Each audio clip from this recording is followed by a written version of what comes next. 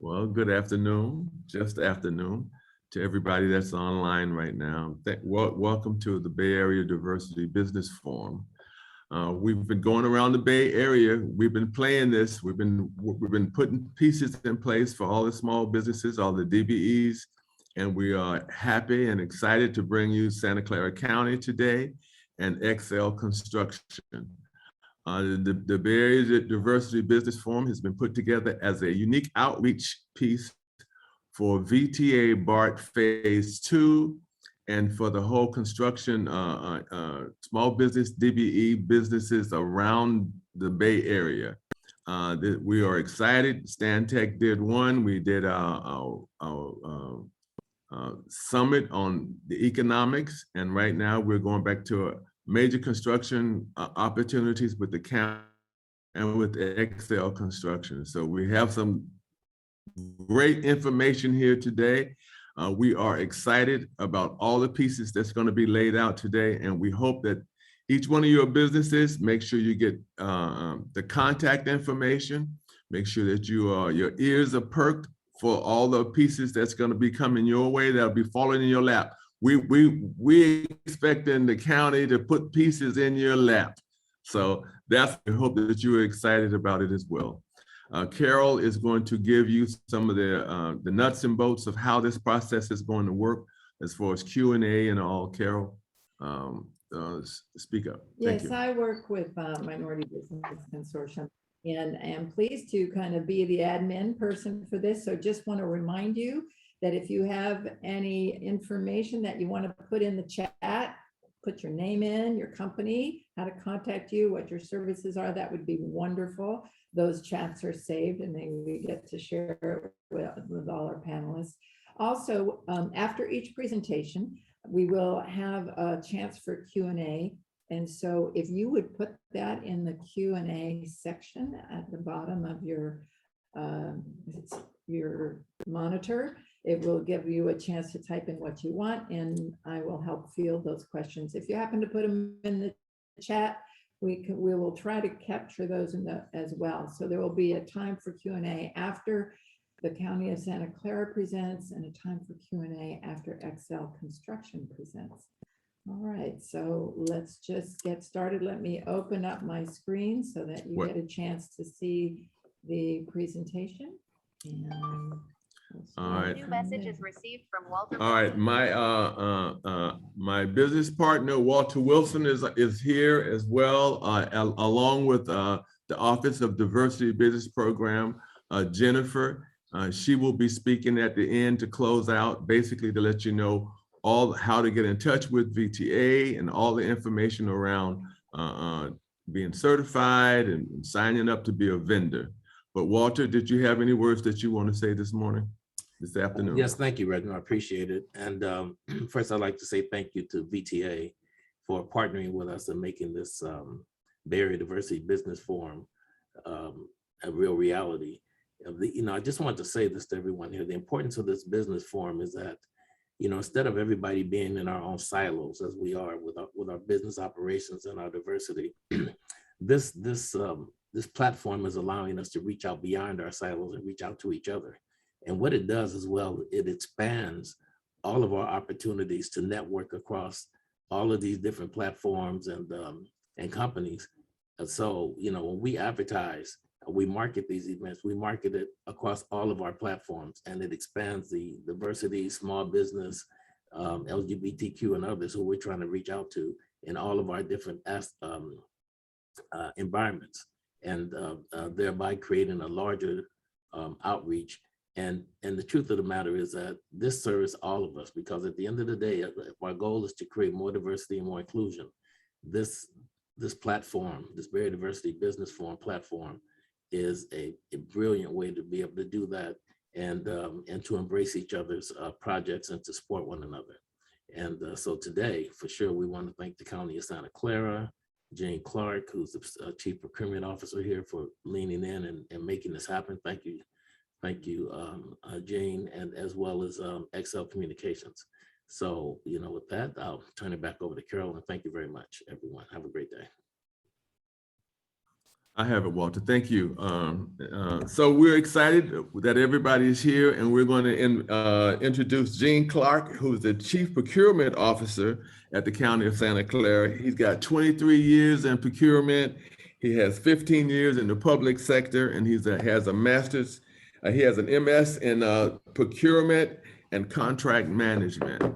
And we're excited that he was happy to bring all of their wares before the SBE, DBE community. Gene, it's in your hands. Thank you. All right, Reginald. Thank you, Walter, very much. Really excited to be here. And I want to start off by thanking the Minority Business Consortium and VTA for really creating this business forum. I think it's great. And we're excited to reach out to you and let you know there is a human element to us. It's not just all process. So we hope to, do a little bridging here today in an informal but factual way. So, we are sincere about wanting to do business with you. We're going to show you some opportunities. We're going to talk a little bit about process. And from there, let's get some outcomes that get you more work. We'll try to demystify some of the things that go on in public sector procurement. And again, just really happy to be here. Okay, the agenda here, as we see, is the overview, some intros, which we've done a little bit here. I'll do a little more intro. We've got vendor registration about the process, some capital requirements. We're going to talk about some minor public works opportunities in addition to the capital projects, and then business opportunities from roads and airports. So if we can go to the next slide, please.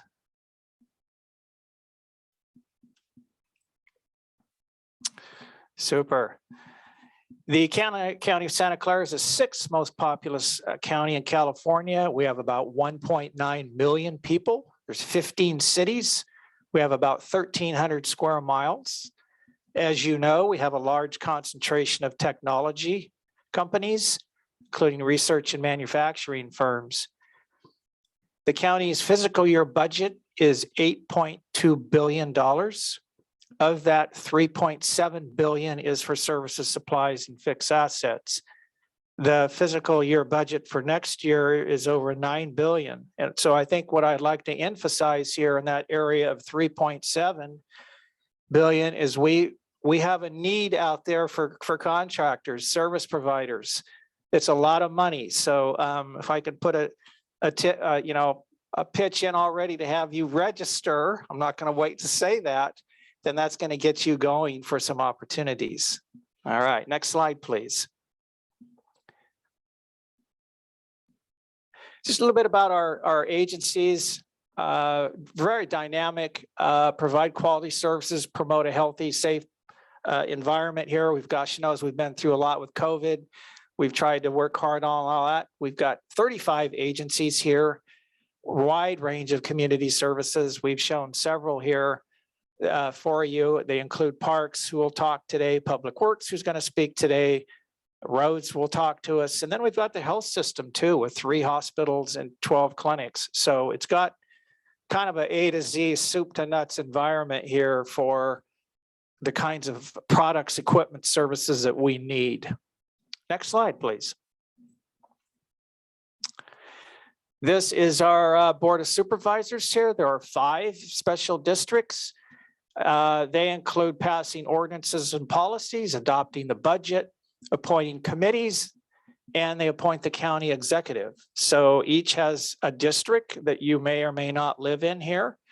We're very active with the board. We meet with them every 2 weeks in open public session.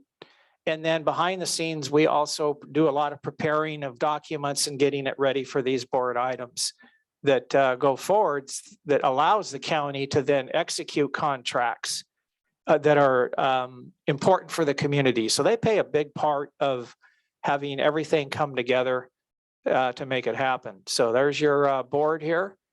And we'll go on to the next slide. Yeah, the county's committed to diversity and inclusion in its procurement contract efforts, follows a comprehensive set of policies. We'd love to talk to you about that a little bit more, and we will.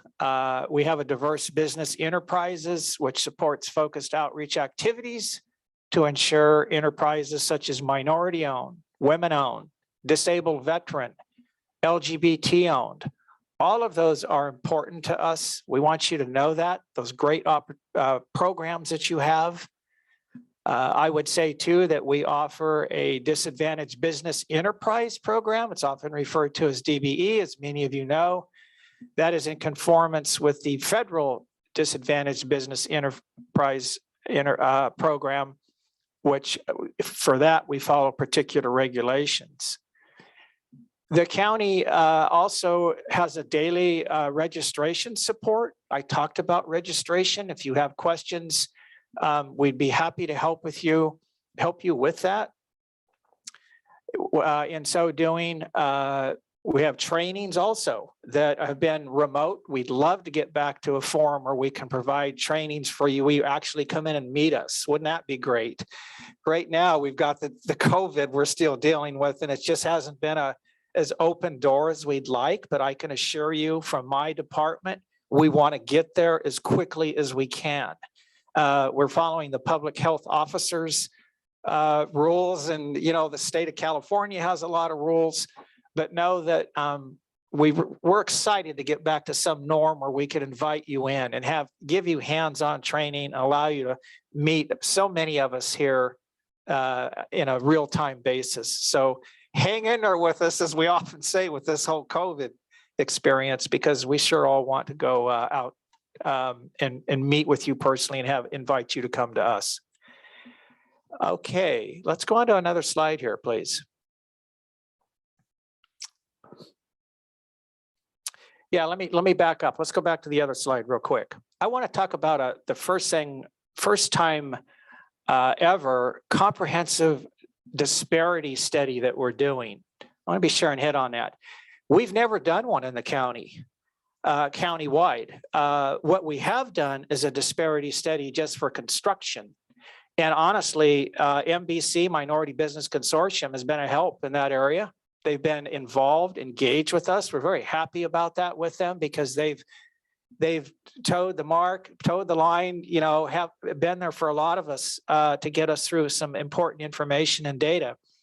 So this is a solicitation out there. It's going to be completed this fall toward early spring. And with that, we're going to create a baseline of information that really is going to tell us how big of our diversity program is it. We've never had that kind of data. So with that, we want to then, of course, reach out to you with more opportunities, because we'll have much more information than we've ever had. So I'm excited about this. The board's excited for this countywide comprehensive disparity study.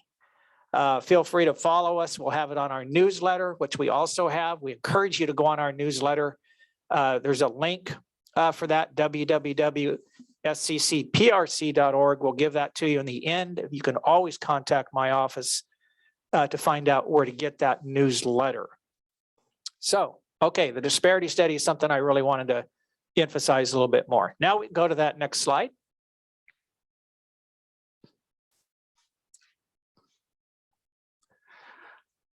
Okay, this morning's agenda, this afternoon's agenda also includes vendors for registration and technical tips, capital project requirements, minor public works, and an overview of upcoming business opportunities. I'm joined by the Department of Parks and Recreation, represented by David Bruno and Alicia Flynn. The county's Parks and Recreation Department protects, preserves the county's regional parklands. Construction and maintenance projects focus on maintaining and preserving natural, cultural, historic, and scenic resources, as well as park infrastructures. Excellent team. I don't know how many of you had an opportunity to go out in their parks. From my perspective, they are amazing. And they'll be talking to you about some of this process, and then later about some opportunities. So if we want to go to slide 7, I think, well, that'll be our entry point to hand it over to David. And from when David's done, I'll introduce another panelist and then talk about their respective program and what opportunities exist. So David, you've got the helm, sir. Thank you, Gene. My name is David Bruno, and I am a senior management analyst with the Parks and Recreation Department. My apologies, I've got to wear a mask today because I'm in an open plan office, and the county requires us to wear a mask while even at our cubicles. So I will go over some vendor registration information. First, primarily the county's construction and other solicitation opportunities are advertised on Periscope, which is formerly known as BidSync, that you may have heard of before. A registration with Periscope is free and provides users with access to government solicitations. All of the county's solicitations are free to view, and there's no fee to search for or respond to any of our solicitations. However, there are others that do require a paid membership or subscription. We don't necessarily endorse any paid subscription. We don't require you to pay anything to view our solicitations. And you can register directly with Periscope at their website at the link on your screen. That's periscopeholdings.com/S2G. Periscopeholdings.com will take you there as well. And the next slide, please. You can also find links to registration with there. Oh, it looks like we've gone back a few slides. And then there we go. Back one more. There we go. There we go. So yes, that's the one. So you can also find a link to registration with Periscope on the county's website, procurement.sccgov.org or sccprc.org, and you can follow those links to register and see our registration guide. Which, if you go to the next slide, please. The registration guide provides you with step-by-step instructions for registering with Periscope.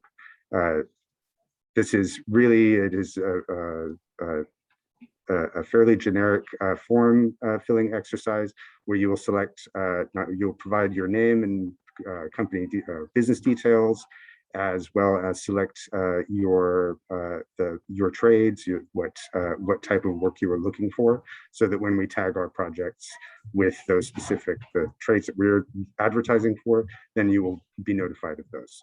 You go ahead to the next slide, please. Also, on the procurement site is frequently asked questions with further information on doing business with the county, which we've provided some answers to the most frequently asked questions. And to the next slide, please.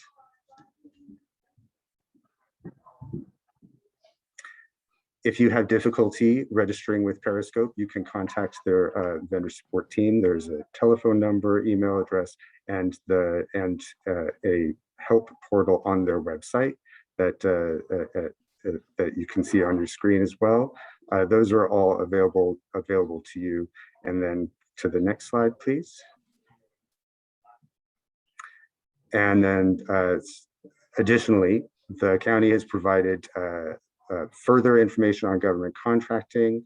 We provide contracting assistance and guidance to help you navigate the various solicitations that we use, which include RFQs, invitations to bid, RFPs, and we provide instructional videos that you can access at any time. Next slide, please. Once you have registered and you find a solicitation that you would wish to respond to, we give a few reminders on how best to submit a proposal. And first, the solicitation documents themselves, please read them very carefully. There are often specific requirements for the content and timing of your submissions. If you do not follow if you do not provide required information, or you don't do it in a timely manner, it can it can prevent greater obstacles to accessing the county solicitation and business opportunities. Reading with care will also help you to determine whether the solicitation is right for you. Within those solicitation documents will be details of whether there is a pre-bid or pre-proposal conference. These are very valuable sessions that provide further information on the department's project, the specific solicitation, and requirements that you must meet. Attendance at pre-bids and pre-proposal conference are sometimes mandatory, so please be sure to ensure that be sure to attend if it's mandatory. If you do not attend a mandatory pre-bid, you would be considered non-responsive proposer. Then also within the advertisement period, so while an RFP is open or an invitation bid is open, there is a question and answer period where you can submit questions in Periscope regarding the solicitation, and you would receive answers directly from the county. The duration of that Q&A session will be outlined within the solicitation documents. And next slide, please.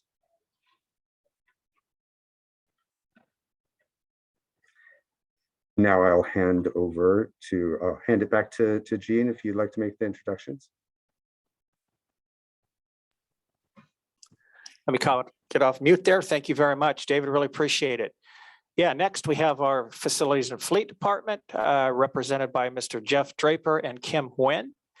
The Facilities and Fleet Department serves as an internal service provider for real property asset management, facility planning and space utilization, real estate services, capital project delivery, facility operations and maintenance, and fleet asset management.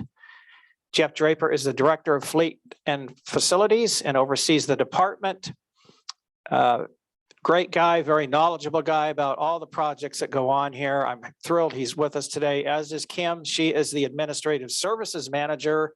Great to work with. These are people that put a lot of coordinated activities together, and they have, as you will see, a considerable amount of work going on with projects. So I sure invite you to listen to these two, and let me turn it over to Jeff and Kim. Hi, this is Jeff. Happy to be with you guys today. Thank you for the opportunity. If we could go to the next slide, please. Kim, introduce yourself. Hi, my name is Kim Nguyen, and I'm the managers for the contracts group. And with Jeff can, actually Jean's kind of give us an overview. I'm not sure if Jeff's want to go ahead and yeah, I think Jean did a good job. Let's keep it moving fairly quickly today.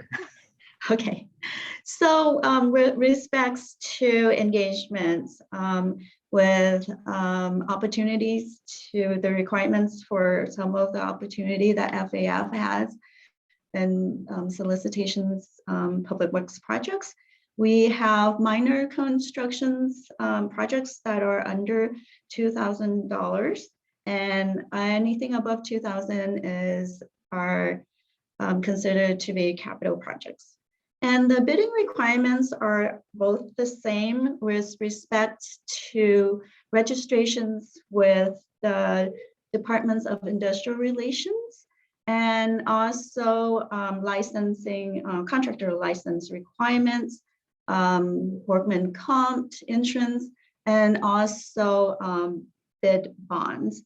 What within the registrations requirements for the DIR registrations is if there's a requirements of prevailing wage in our solicitations documents, usually it is in our notice to bidders.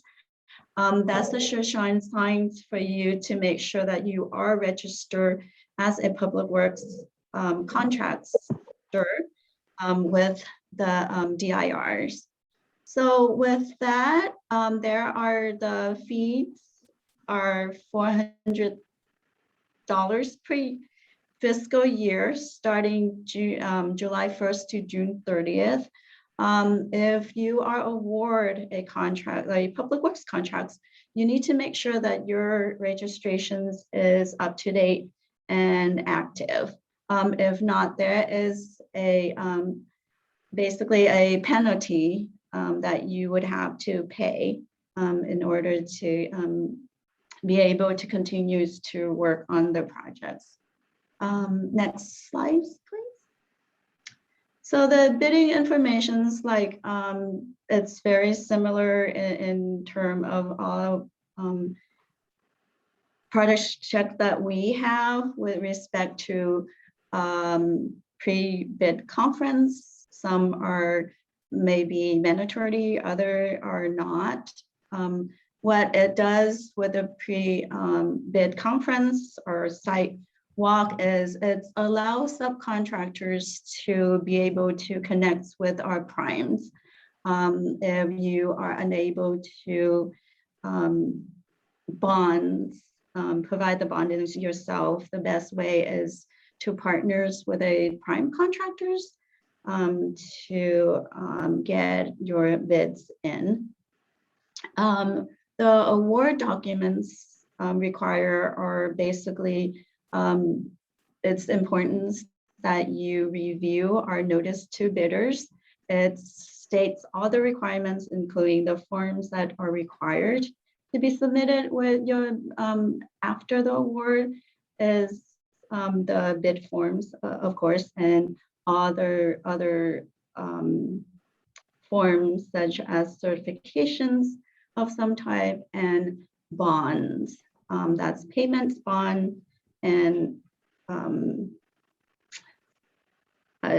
performance bond and insurance requirements. And there are, in some cases, for projects that are over $2 million, we require a PLA, that's project labor agreements. Next slide, please. Here, these are some links that you can basically provide additional information regarding to vendor registrations. I would suggest you to visit our county procurements departments.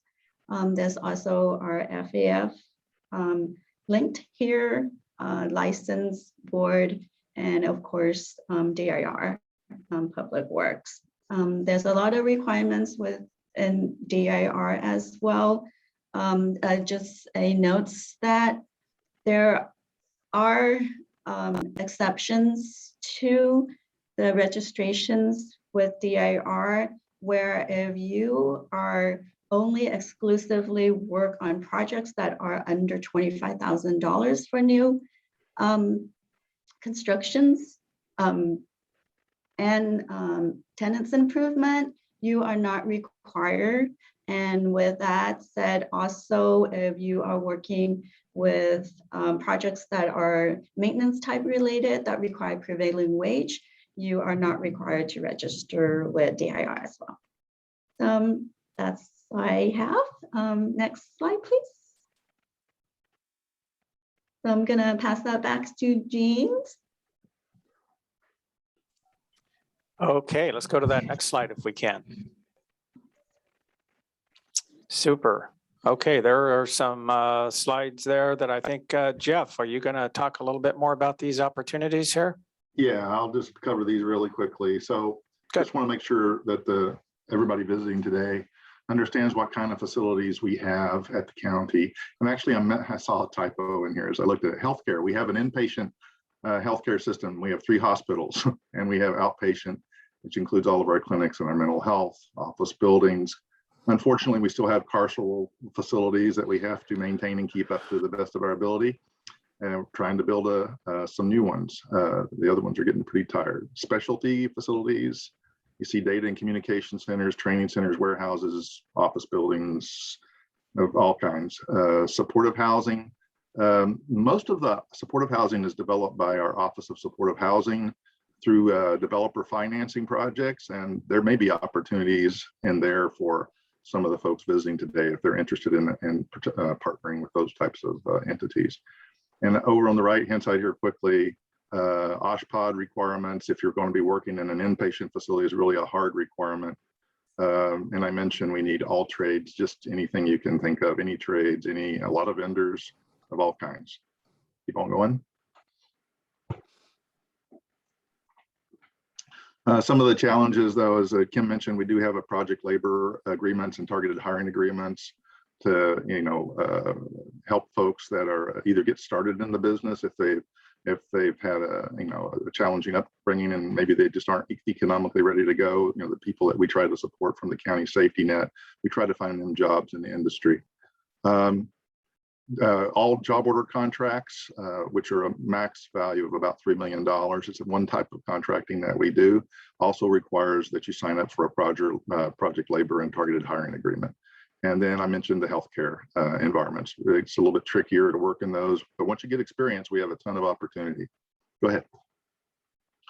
This is just a quick snapshot of a list of projects that we would typically execute under a job order contract method. I just want to make sure that everybody had a chance to look at those. As you can see, a lot of these are like mechanical, electrical, plumbing replacements, or it might be things like, architectural finishes. It may include some pavement repairs, a little bit of everything. Go ahead.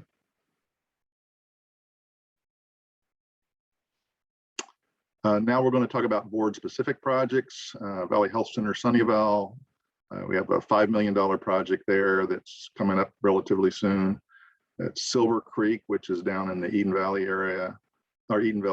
It's our new 911 center we're going to be building. It's scheduled to be advertised spring of 22.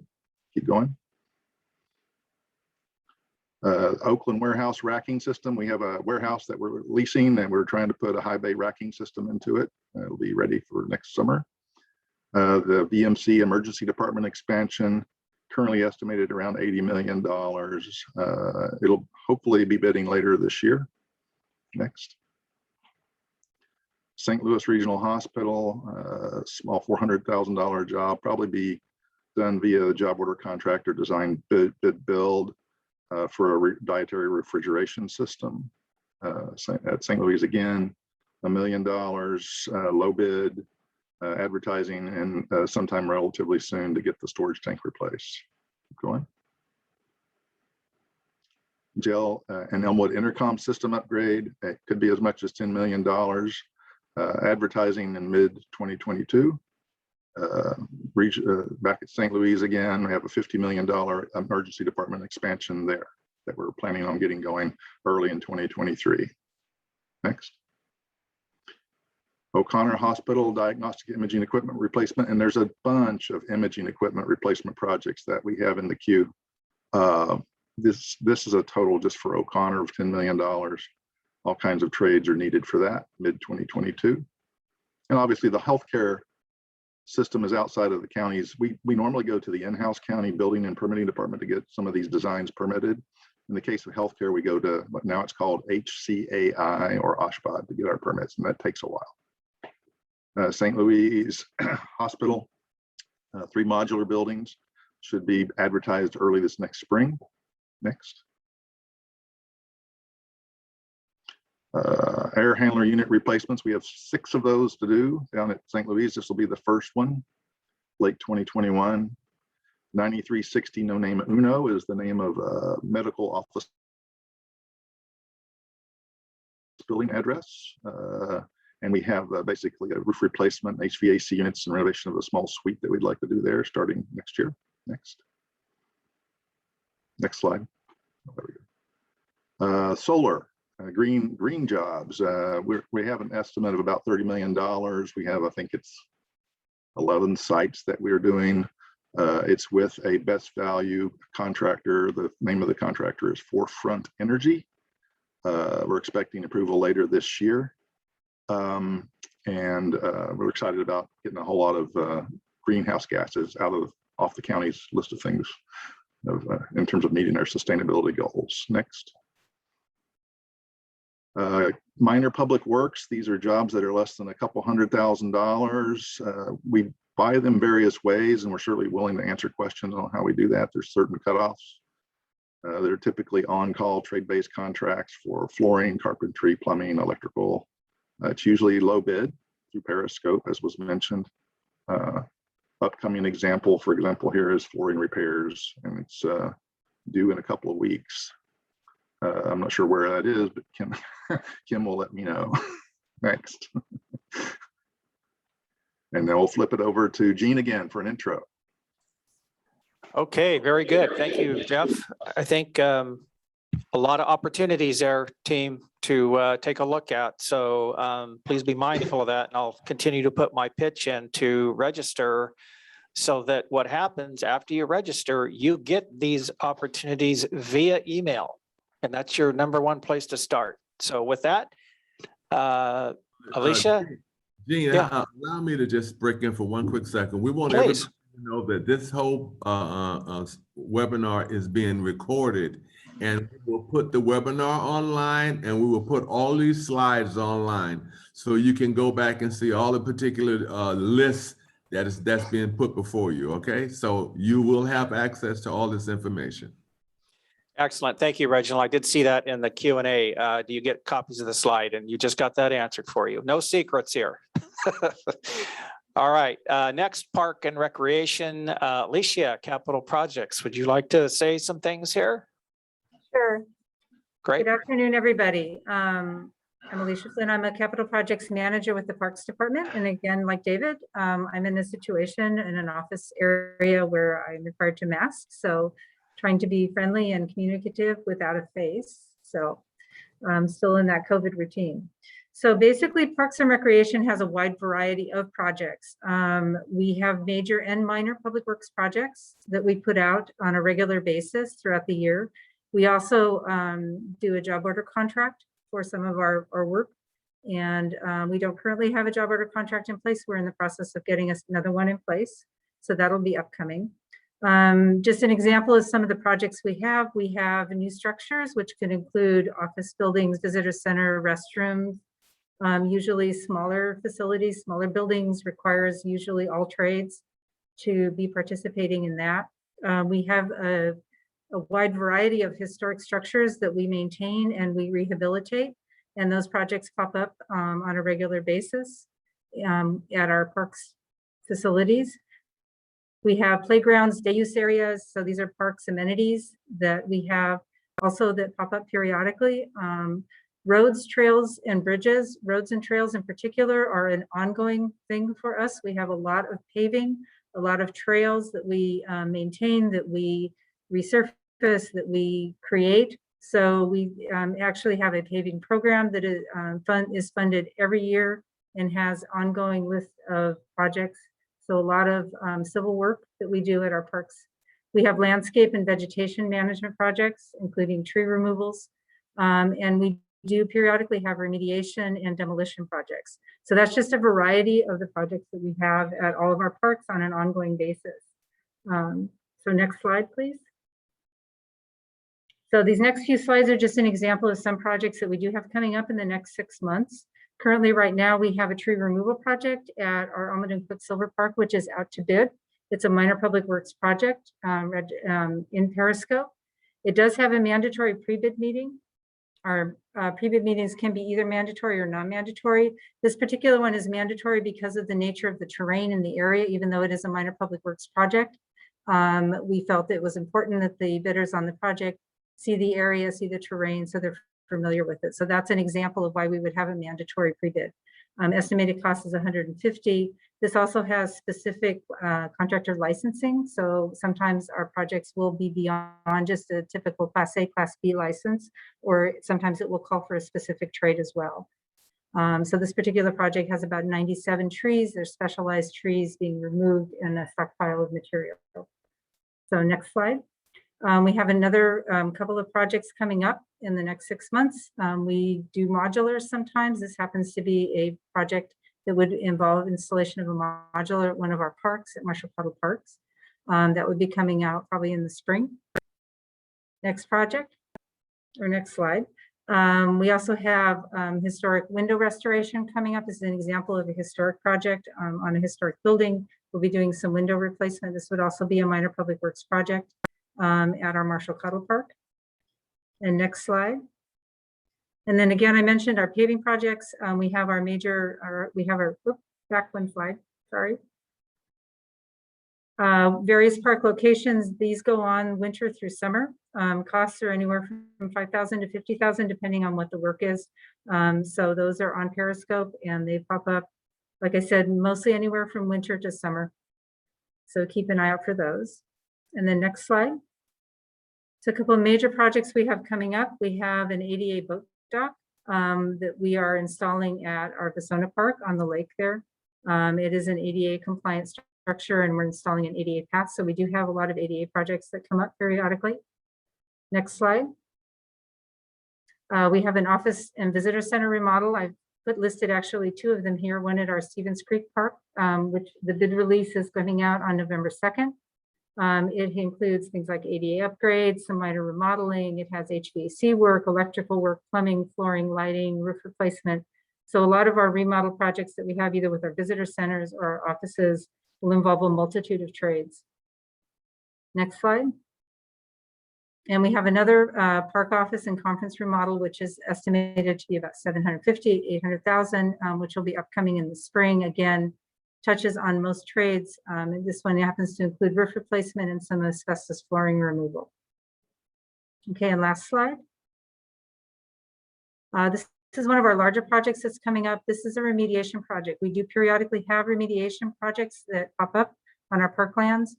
This particular one is specialized. I'm pointing it out because it is unique.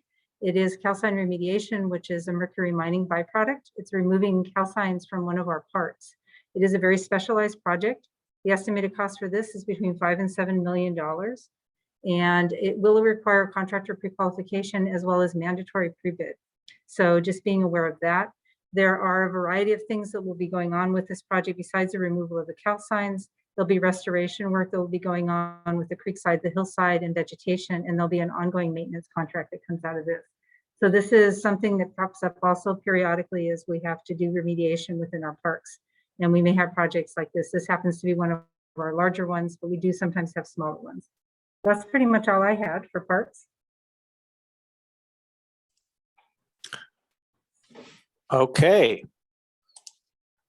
Last but certainly not least, our Roads and Airports Department here is represented by Barry. NG, Barry, how do I pronounce that? It's Ing, like there's an I in front. All right, on. County and Roads and Airports Department designs, builds, maintains, and operates the county roadway network and 2 general aviation airports. Barry is the Deputy Director of Infrastructure Development and oversees its capital improvement program. So Barry, I'll hand it over to you about airports. Very good, thank you. First of all, on that last slide, it said I was the director. I have been a director elsewhere, but I am just a deputy in roads and airports, but I'm happy to spend time with you today. We're almost done with our slide deck. Let me tell you a little bit about roads and airports. As a department, we take care of a lot of infrastructure in the Valley. If you live and or work in Santa Clara County, chances are you've been on some of our roads. From our flagship expressway system, which is 62 miles of interconnecting expressways that crisscross the Valley, to our rural roads in South County, like Gilroy, San Martin, or Morgan Hill, to the mountain roads near Los Gatos or Saratoga. We've got all different kinds of roads and 2 airports. And that's a lot to take care of. We do a lot of projects every year. We have a rolling capital program of about 90 million. That's not $90 million every year. That's $90 million total. Some of our projects have been in design for a long time, and some are new projects that come in to the mix every year. As you can imagine, with 635 miles of roads and 62 miles of expressways, we have a lot of maintaining to do and a lot of continuous improvement to do. So that's a big part of our capital program. We also have 170 bridges in our inventory, and some of these bridges are really old and a lot to take care of there. Oftentimes we simply have to replace entire bridges because they were built to different standards and are too narrow. We have over 175 signals that we have on our roadways and expressways. over 1,200 streetlights to take care of, and we're always adding more to that inventory. And last but not least, we also, in the department, starting a couple of years ago, we manage a sanitation district, which is mostly in East San Jose, a little bit by the county fairgrounds, and we take care of a lot of sanitary sewer pipes. So in order to manage all of this, we're putting out different contracts constantly. Most of our contracts are bigger, and they are major public works contracts. Sometimes we get federal funding to do a project, and that puts us in a category of setting up DBE goals. Some of you are familiar with that. That's a great opportunity for small disadvantaged contractors and subcontractors to participate in our work. Beyond that, we also have a lot of minor public works opportunities. We don't put out an awful lot of minor public works offerings like Jeff and Fleet and Facilities, but we do from time to time, and that's an area where I'm really looking to expand our opportunity base to you guys. And we really want to have the community participate in our projects, either small or large, in small or large ways. So in a couple of slides, I'm going to show you areas where I think we can do better. As with Fleet and Facilities, we also put out a job order contract about once a year. Right now, we're in the middle of a 2-year job order contract. Job order contracts are ways for us to get emergency maintenance done on our roads and bridges. And that's what we principally use them for. And so we're really looking for contractors there that have the capacity and the responsiveness to get right out there with large equipment. So it's not for everyone, but those large responsive contractors often need specialty and subcontracting help in delivering what we need. So that presents an opportunity for you guys if you're looking to get and partner with our job order contractors.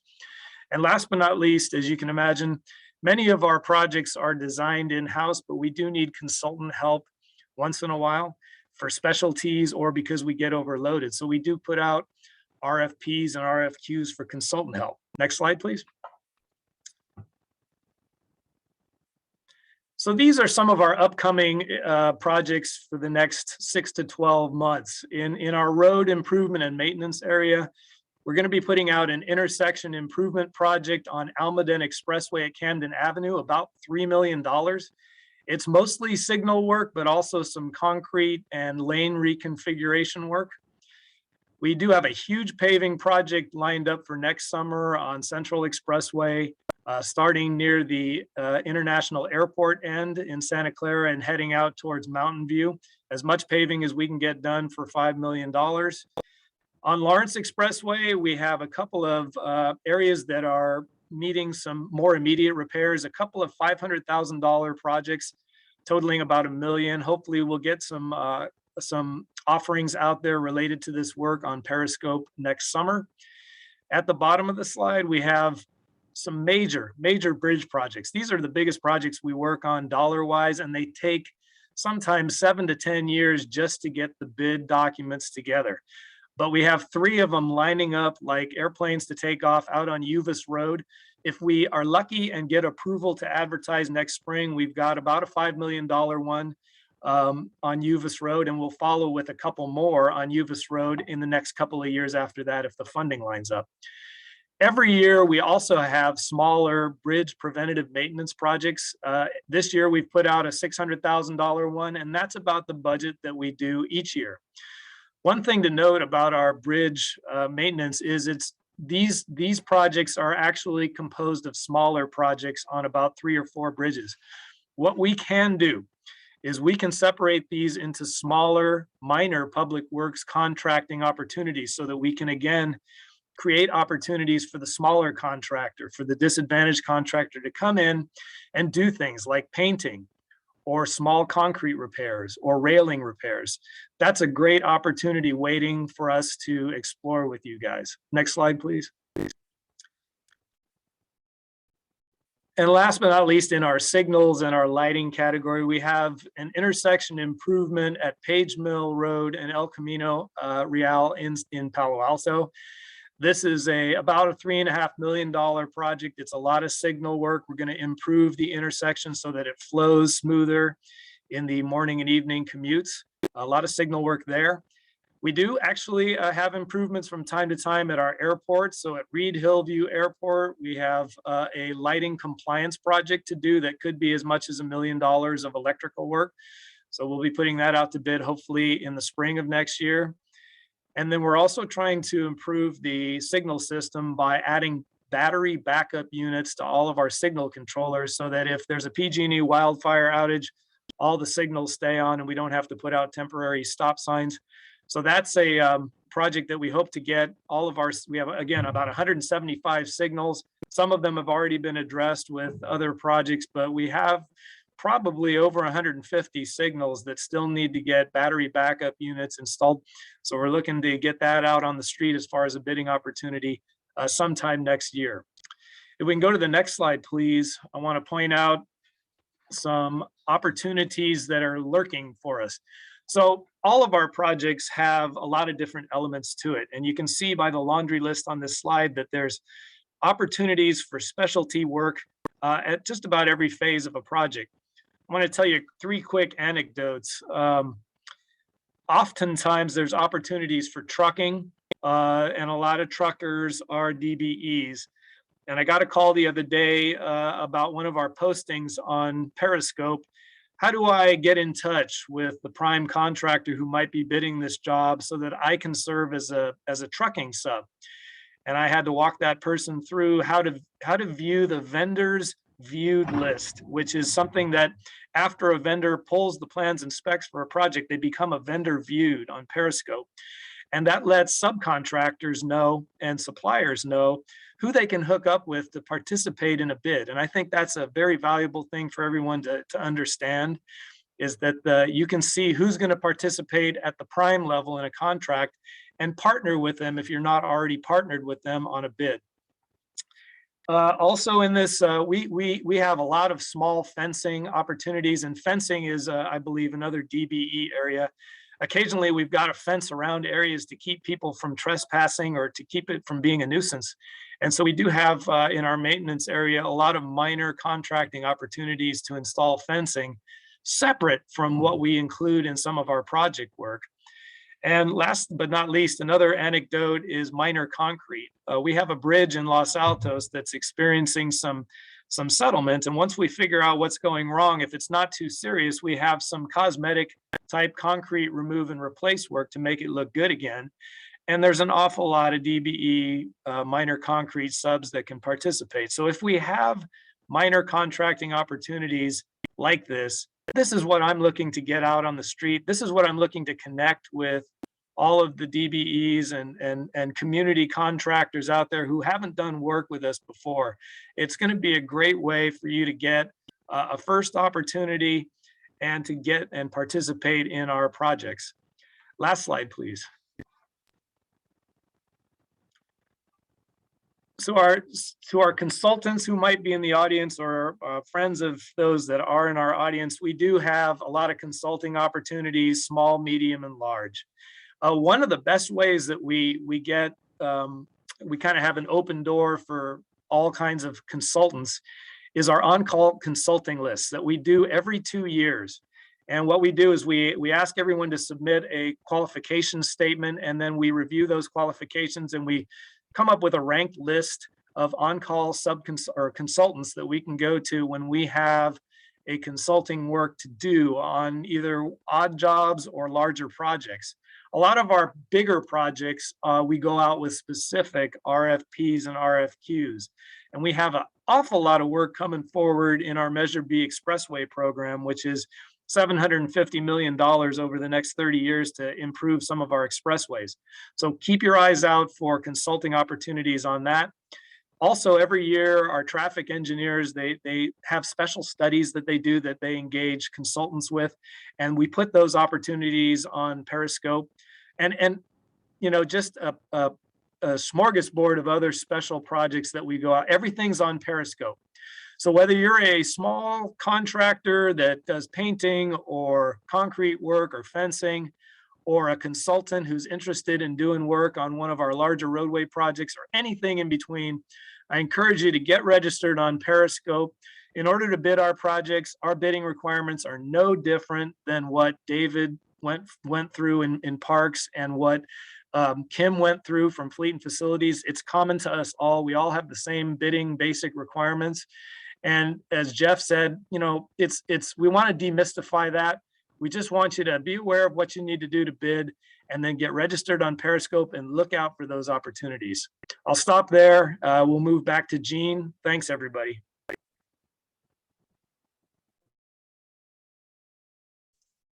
Okay, thanks a lot. I did see a couple of questions, but we're over with our presentation. So I want to be as considerate as I can. Carol and Reginald, I know Barry answered a couple of questions that I saw about how to tell if you're pre-qualified or how to get on a list by the vendor view. But would you like to allow us the floor for the next speaker in all fairness? Because we've presented a lot of information here. We're happy to answer any other questions offline, Yeah, if that helps. a few minutes. There was one question: who maintains the small bridges over the creeks? I would think Barry? is that you? Yeah, let me take that on. Sometimes it's not obvious whose bridge is it anyway. A lot of the bridges that we have in the county are private, and some are owned by the Parks Department because they're within county parks. But generally, if you're out there on a public street and you're crossing over a bridge over a small creek, it's probably ours in Roads and Airports. But it could be a private bridge if it's on a private street, or in a park, it's Parks. Facilities and Fleet has a couple. Susan Fleet. Didn't mean to leave you out. Okay. It looks like it's according to which bridge it is. We got that. We have. Hi, Carol. I have a question for someone. One of the questions someone asked is, how does someone get pre-qualified? We use the state. Go ahead, Jeff. Yes. Gene. Yeah, No, I was Jeff, gonna say, go for it. we use the state has requirements for pre-qualifications, if you will. And I'm not the one that's going to be the one that can reference it, but I think Kim probably can. Gene, if you know the answer, that's fine too. I'd let Kim answer that particular link if she has it. I don't have it in front of me. So in terms of pre-qualifications, it depends on our projects. A lot of the time we do send out pre-qualifications, but right now we don't have like a vendor's pre-qualifications. Most of the vendors need to be registered with Periscope. And if there is a pre-qualifications, we would post it on Periscope. And the requirements, most are specifically for Pacific capital projects, or we do have a pre-qualifications requirements for our JOC contracts currently, which again will be posted on BidSync as well. But in terms of pre-qualifications like the state have, we do not have one right now. And to reemphasize, it's Periscope BidSync, not just BidSync. Okay, yeah. Yeah. So yes, so Periscope basically used to be formerly known as BidSync. And when you register with Periscope, be sure to select the right NIGP code for your classifications, or at least trade classifications. That's kind of guarantee you to get notices from the county with that specifically NIGP codes, because when we post our solicitations, we would pick the NIGP code for that specific projects or requirements.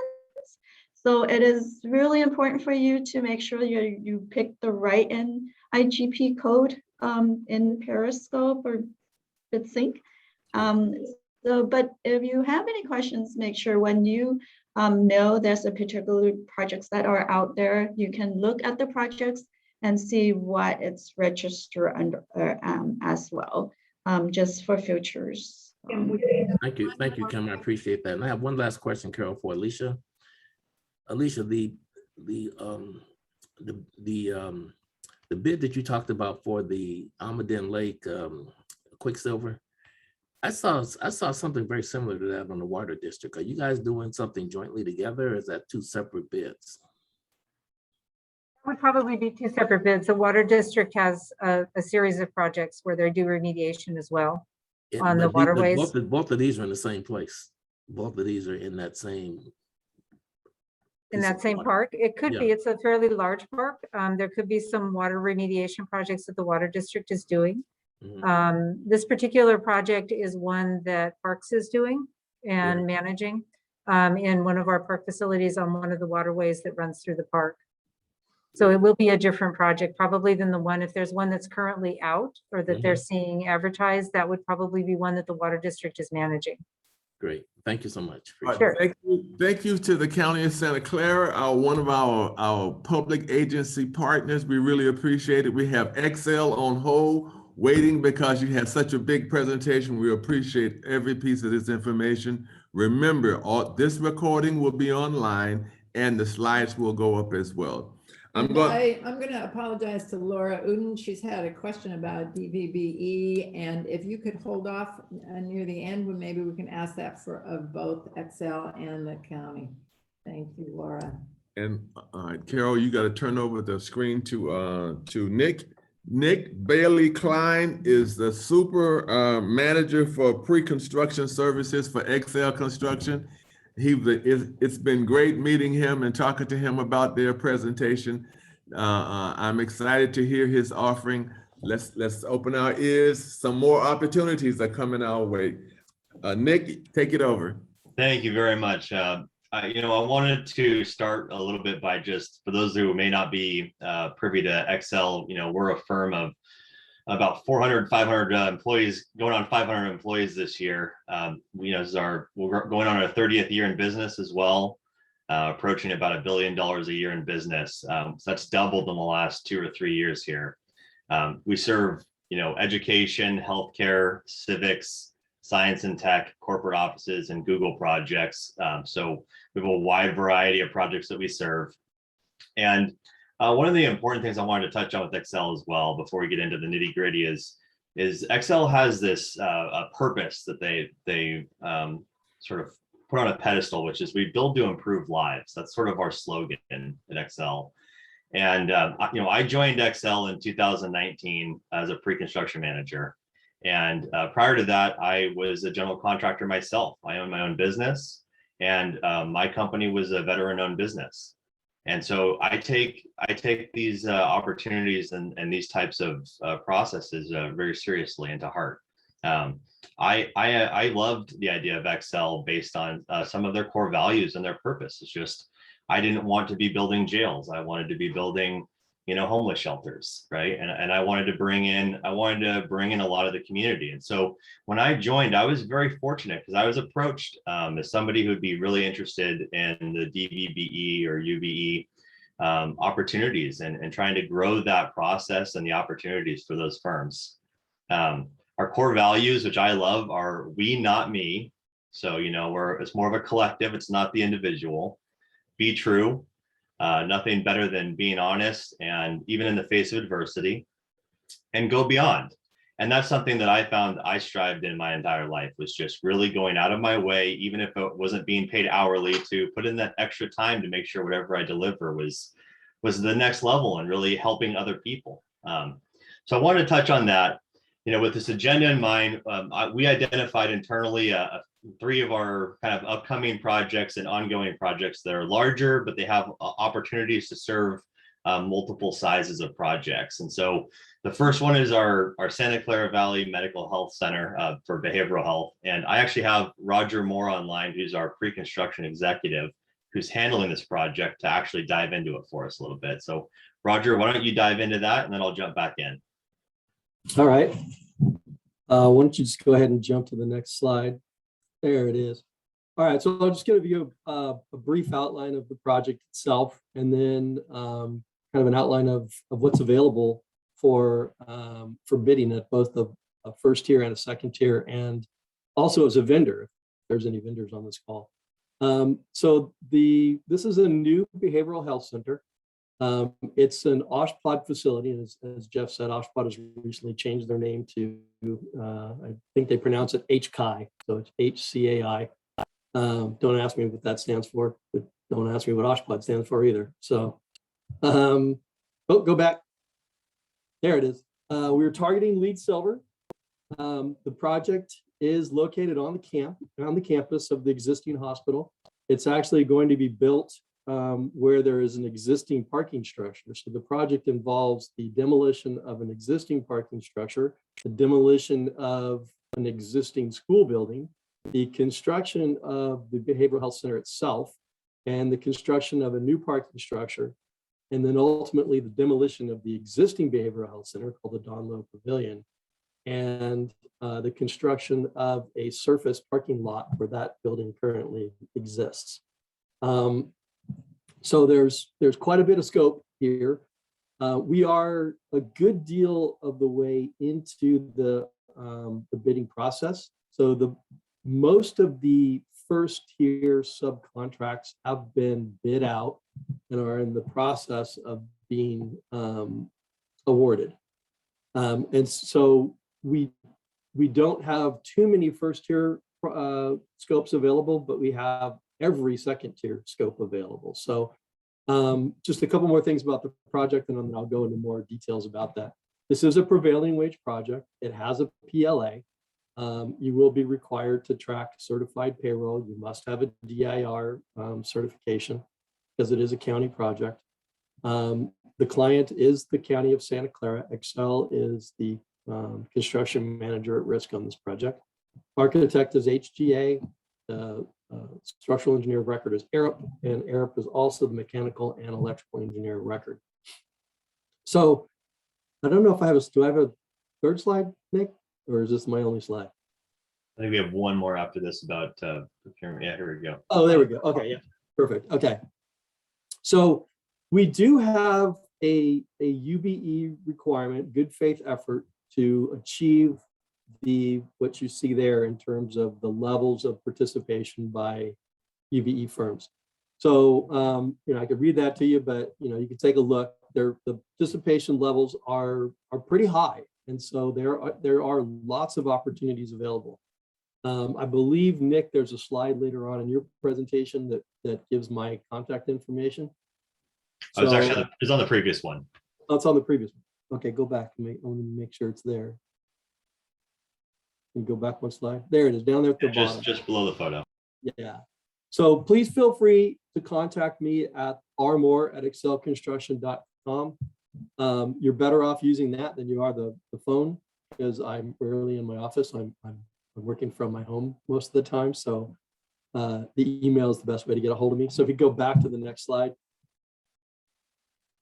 Okay, so right now, like I said, the bulk of the first tier scopes have been let out.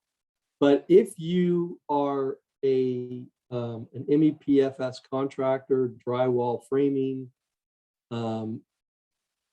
site, concrete, any rough carpentry, any type of major carpentry firm, if you are a company that specializes in any of those and are licensed in any of those, please feel free to contact me and I'll put you in touch with the first tier contractor, because all of the first tier contractors have these same requirements in their contract. They must meet these in order to participate in this project. So they will all be looking for second tier contractors to help them meet these limits. If you're a first tier contractor, if you're a contractor in tile, flooring, including carpet resilient flooring, fences and gates, final carpentry, including the casework and millwork, or contract labor, those scopes as first tier contractors are still available. So again, please reach out to me and I can help you get yourself through the qualification process. Excel does have a pre-qualification process, just like the county does. And so I can help you navigate that if you're interested in any one of those trades. And please contact me as soon as possible, because those trades are going out soon to bid. So I want to make sure everyone has the opportunity to get involved. And I want to make sure you're on the bid list and that you're on the list of invitees to the pre-bid meeting. I think that's all I've got, Nick. Yeah, I'll take back over and jump onto my project. So I'm currently the pre-construction manager for the Redwood City Navigation Center. That's for the county of San Mateo. However, with this project, it is it's grown, it's doubled in size since we started the design of this project, and that's great because it's a shelter for the homeless. It was once looked at as potentially temporary, and now it may be a permanent facility. It's located near the current jail. I think that let's go to the next slide first, and then I'll kind of jump into it. What I'm really excited about is this all used to be a single level site, and it's comprised of prefabricated shipping container modules for housing. And this is actually kind of the growing procedure now for some of the homeless shelters in the area. We're actually talking to 4 other jurisdictions about similar projects like this. And so we have identified the module container companies that will be supplying the units, but most of our trades are still available for pursuit if you're interested, whether it's utilities, earthwork, we've got carpentry, drywall, flooring, painting, basically the whole gamut of trades. So you see my contact information at the bottom there. I highly encourage you to email me if you're interested in this project specifically. This is a LEED Silver project, and some of the contact information in the corner there, you can see who's sort of in charge of this project. What I want to do before I go into the next slide, which is another project, is talk a little bit about timing on this. So this is sort of a fast track project. We're looking at buying out contracts as early as potentially January and February of next year, 2022.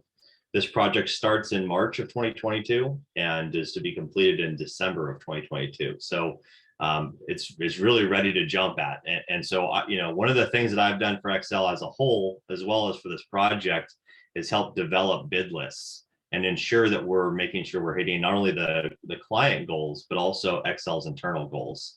And I'll touch on that in a little bit here.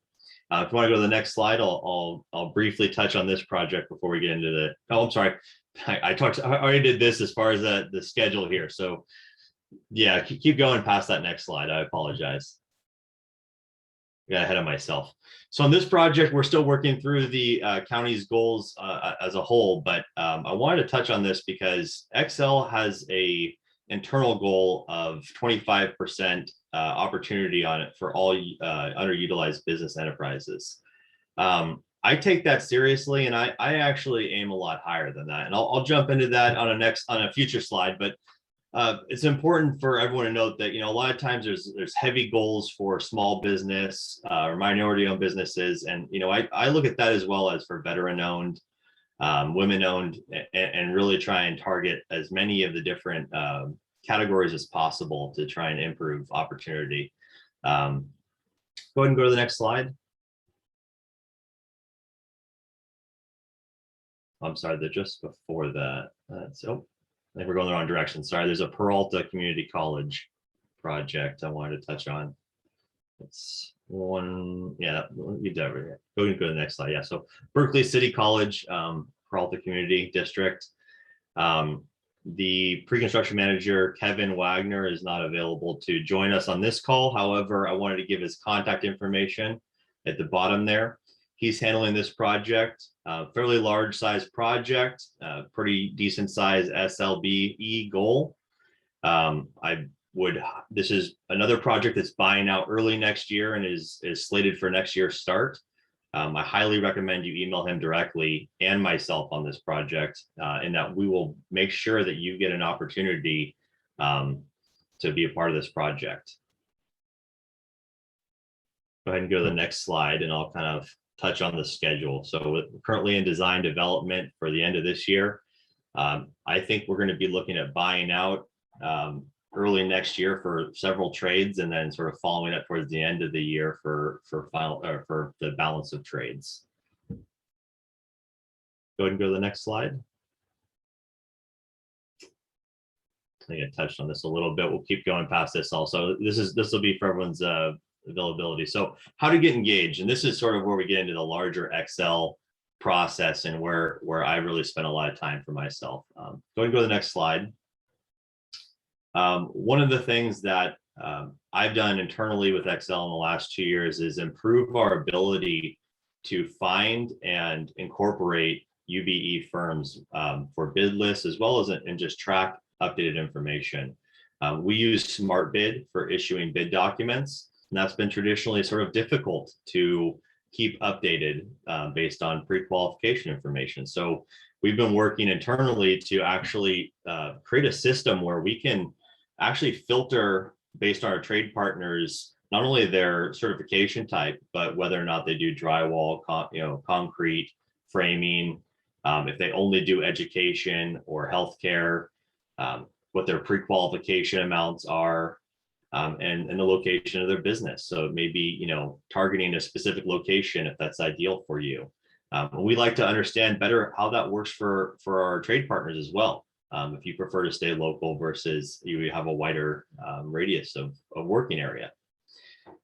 Oh, you can go to the next slide. That's perfect. So I took I took the time to go through the last 4 projects that I was a part of in the GMP phase, where we had specific goals and we wanted to see how our efforts and our goals aligned with the actual outcome of some of these projects. And so, it's always difficult between a best value approach versus a lowest qualified bid, right? In this scenario, we took a couple different approaches, and you'll see that some of the opportunities where we had a lower effort, or I shouldn't say effort, but pool of UBE firms, it yielded a lower award rate. And so I actually went out of my way on this Kaiser San Rafael project, and we had a solicitation of over like 46%, I believe it was, of UBE firms that we invited and made sure that we're actively pursuing this project, and it yielded over almost 30% award rate. So we can see that our efforts, when we're diligent about this, actually result in improving opportunity and equity. Go ahead and go to the next slide.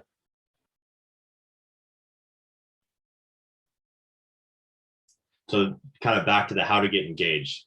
There's a number of ways that I would like to suggest is we do have on our website a trade partner portal where you can see all of our information, how we contract, our standard documents, our policies, and our expectations working with trade partners, as well as opportunities for trade partners.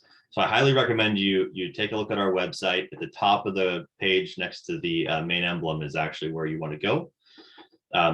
If you're not pre-qualified or new to Excel, there's a specific email for pre-qualification with Excel. And I highly recommend you not only email this email, but you actually include my email as well, because I actually focus on pre-qualification of UBE firms. And we'll supply you with all the documentation that you need to actually get pre-qualified. And before we go to the next slide, there's a whole document specific to UBE firms that help us not only pre-qualify you sort of on a fast track, but it also allows us to keep accurate documentation on your certification and ensure that, we're actually actively participating and pursuing you for recertification or updated pre-qualifications so it doesn't lapse. We do have a link for our SmartBid for ongoing opportunities as well, in addition to the 3 projects that we kind of touched on. So go ahead and go to the next slide. This is the document that I highly recommend that you save and send to me and our prequal at xlconstruction.com at your earliest availability, whether it's any of the projects we've shown you or just a general interest. We are actively pursuing all firms that are under these categories. And in this scenario, we're looking for very specific information as far as any trade that you cover. Some firms do multiple trades, whether it's concrete and flooring and carpentry. We want to know everything that you are able to contract for. Your contact information, direct is best because we'd like to actually speak with the individuals who are supplying us with this information to make sure we have everything that we need in order to get you on our list. Union, non-union, we have several, we have a few unions that we're signatory to, which is the Carpenters Union, Laborers and Mason Union. There are non-union opportunities outside of county projects as well that we're open to working with you on. And then specifically your business entity type, your certification number, and the expiration date. This allows us to make sure that we're helping you stay up to date, not only in our system, but on your system as well. Go ahead and go to the next slide. Hey, Nick, I Yes. think we should probably also just reinforce that even if you don't see any current opportunities on any of the Excel projects, any of the projects we listed today, it's really important that you get yourself into the system, because you put yourself in a position to be invited to anything in the future. Because we use a program like most general contractors. We have a program, and inside that program is a list of qualified and pre-qualified contractors for each trade that we're looking for.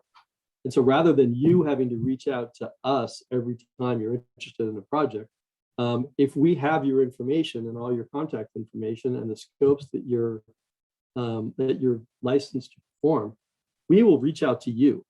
And so that puts you on a better playing field than waiting for each project, trying to qualify project by project.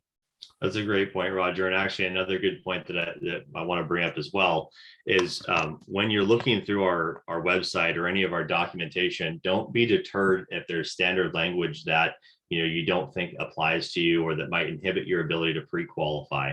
I actually spent a lot of time in this department specifically for this reason. We've had firms that didn't have their EMRs from their insurance firms because they weren't in business for 3 years and they were only in business for 2 years. We were able to find a way to mitigate and get around that by getting a letter from the insurance company saying that there were no claims. Financials, sometimes financials can be a hindrance as well, because like any big general contractor, right, there's heavy and financial requirements, and we break up smaller packages. We have a mentor protege system that we're working on right now to help actually improve and grow other smaller companies that don't have the financial backing that other companies might. We work with you to help to make sure that you understand your competition and how to bid to win projects with Excel. We have a lot of different methods to help improve your firm as well, and we're willing to work with you on that as well. So do not be deterred by anything you see in our system. And if you are deterred, or if there's anything that concerns you, reach out to me personally, because I take an active role in making sure that every company that wants to do business with Excel has an opportunity to. Hey, Nick, I have a question about this certification and pre-qualification. I know it looks like Reginald is speaking, but it's really me, Clara.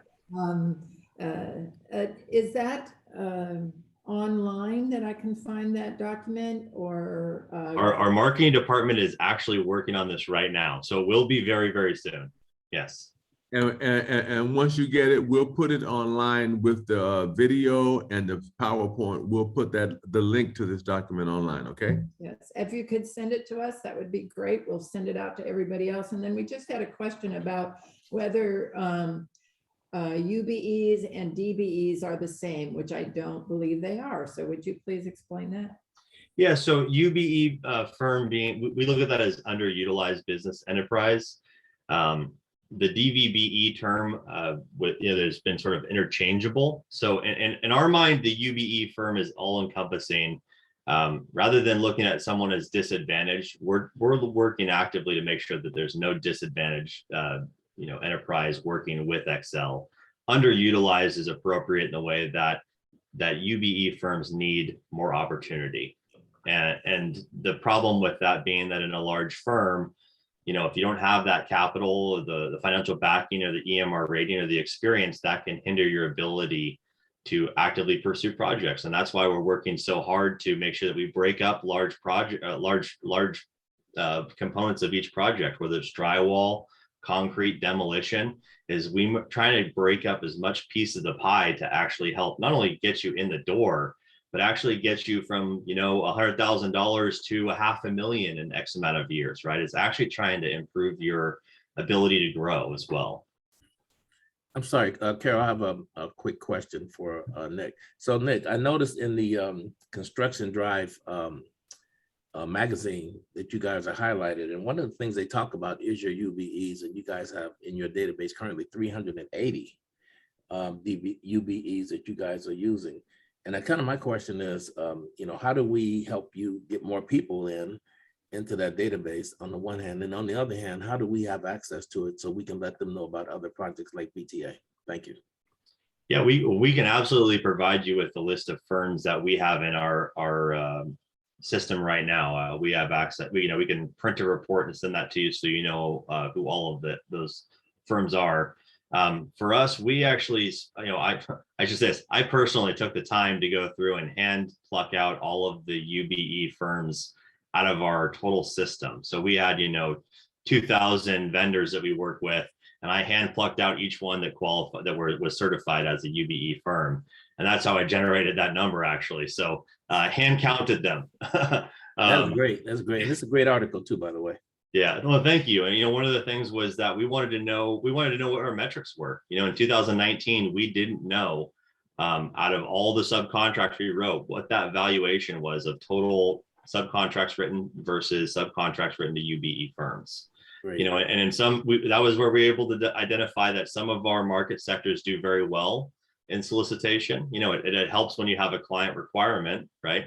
But there's other areas in our firm where we were falling short. And so we've made this general Excel blanket. Every project needs a 25% opportunity in solicitation of UBE firms, which is starting the conversation. I'm sorry. Go ahead, Walter. I just want to say last thing, Nick. The other thing is that's when we met you guys in 2019, and you guys have done so much since then. But here's the thing that's most impressive, and you guys really haven't talked about it, is that you're talking to your clients saying, hey, we need to have more diversity in this construction. You're actually influencing the whole construction environment by moving in that direction and trying to get your clients to move in that direction. And that's part of what's in the article. It's huge.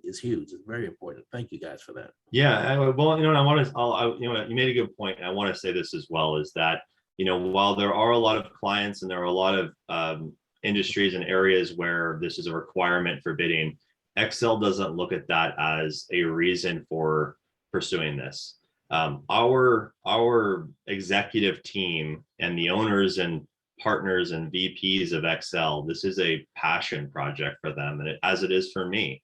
I mean, we are genuinely interested in this, and not only do we want to be the leaders in this, this is something that we genuinely care about. So, you know, I want to make sure that everyone's feeling very encouraged that this is not just like another thing that a client's throwing at us and we have to do. You know, this is something that we are working our tails off trying to improve. So I am actually begging you to please pre-qualify with us. We're running out of time, and I wanted to make sure that Laura got her question in. Laura, can you please ask your question? Yeah, it was originally for the county, and I'm sorry, I missed a piece of the presentation, but I'm wondering if the county or Excel have any disabled veteran business requirements. We're a disabled veteran business.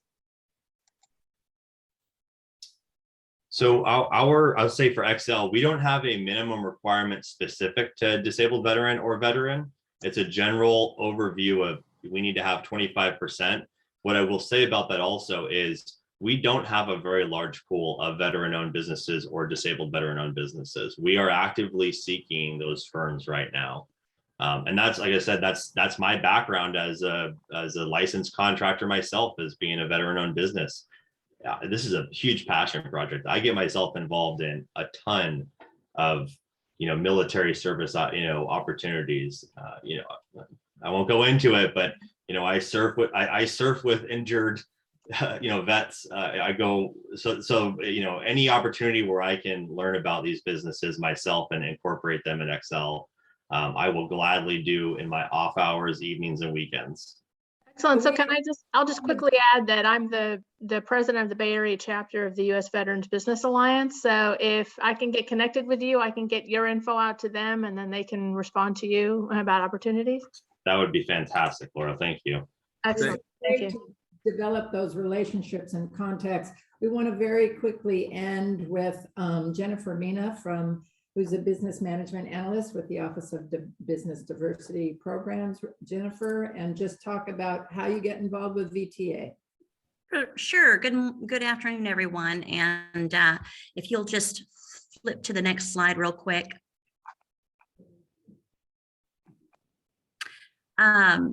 To register to be a supplier, we actually do have a rather new procurement system. It's Procure Now. So if you're not already in our system, we would encourage you to go over to the system. It's vta.org/business-center, and just click on the green bar, register there in our new portal. And then below that will pop up subscribe. So make sure that you do subscribe, because you obviously want to receive any and all new procurements, contracts, RFPs, things that we put out there for you guys to participate in. And next slide.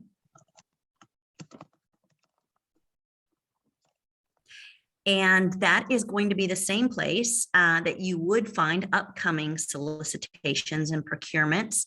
If you'll just flip to the next slide real quick, Carol.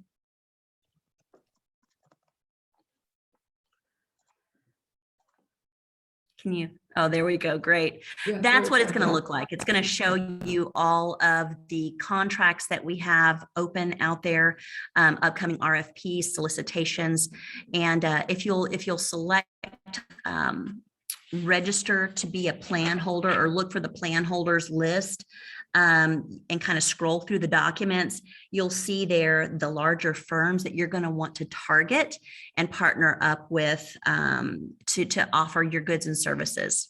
All right, next slide.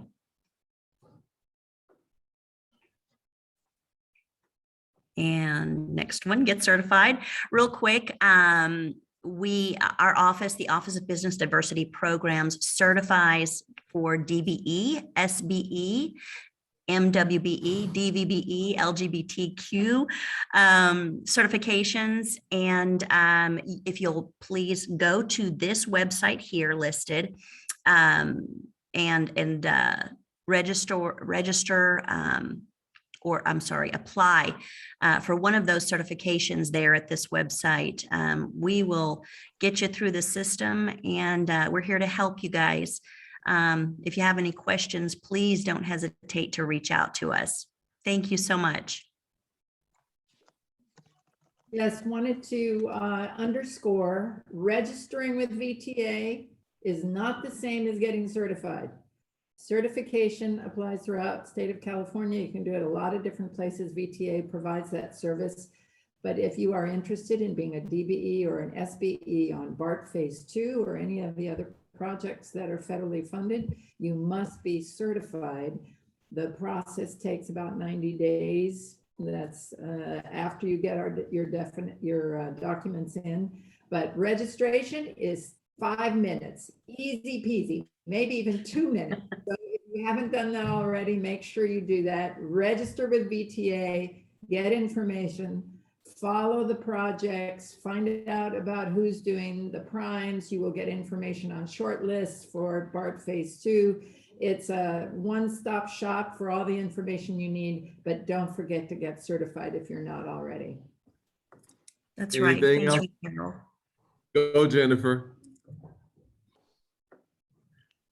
Thanks to everybody. Thank you, Jennifer, and VTA and the BART Phase 2 program with Oakland and Jennifer. This is a great department. They're doing the work that you guys are doing.